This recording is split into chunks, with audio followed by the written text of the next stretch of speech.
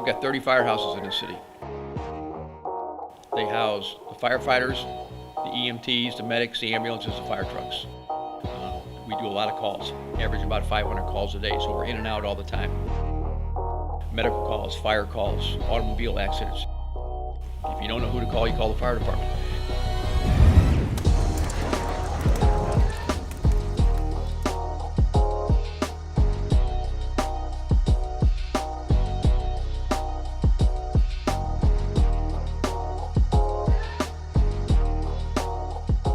Every day, let's start spraying everything off.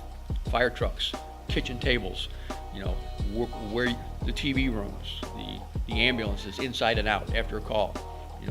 Using a 10% bleach in a spray bottle to Sandy wipes, just wiping everything down. Within about a week, as the calls started going up, we went out and purchased 20 of these fogger machines where we're actually able to put a disinfectant product into a container and then fog all the firehouses. Now we have foggers in every firehouse in the city, and the airport has them.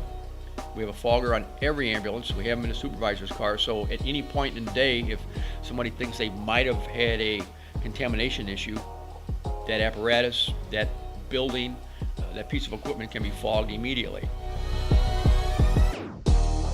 We have one person who's gowning up, gloving up, and putting a mask on, and doing an interview with the individual who called. Whether, if they're able to come on the front porch, we'll ask them what their conditions are, why they called, and try and get information so we don't infect the rest of the department.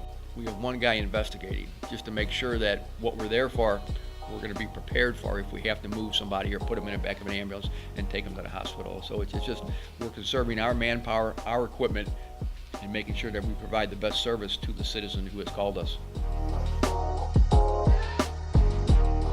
Everything that you have on is contaminated.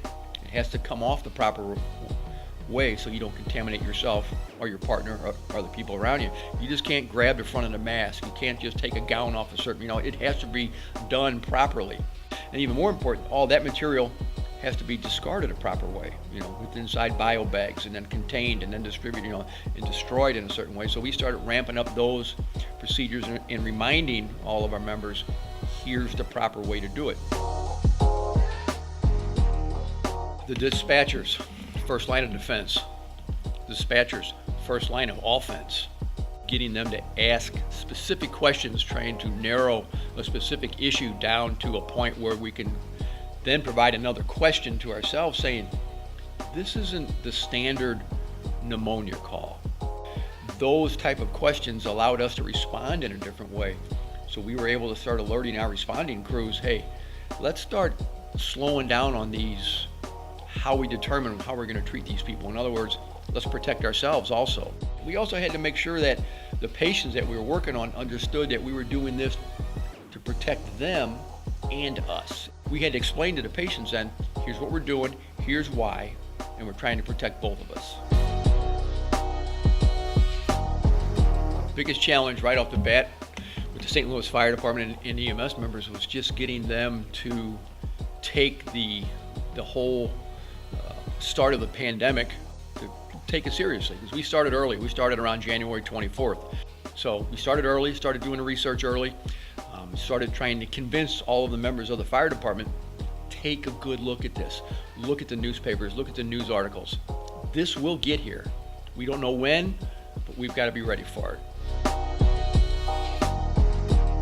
September 2019, we kind of checked our reserves as far as PPE with masks and gowns and gloves and other items we might need to have on hand to control an epidemic, say a flu, a SARS virus, H1N1 bird virus, which we had been through before and we knew the effects of it. So we made sure that our stockpiles were ready for the coming flu season, if you will. St. Louis Fire Department EMS Division, I can say with pretty much confidence that we were ready.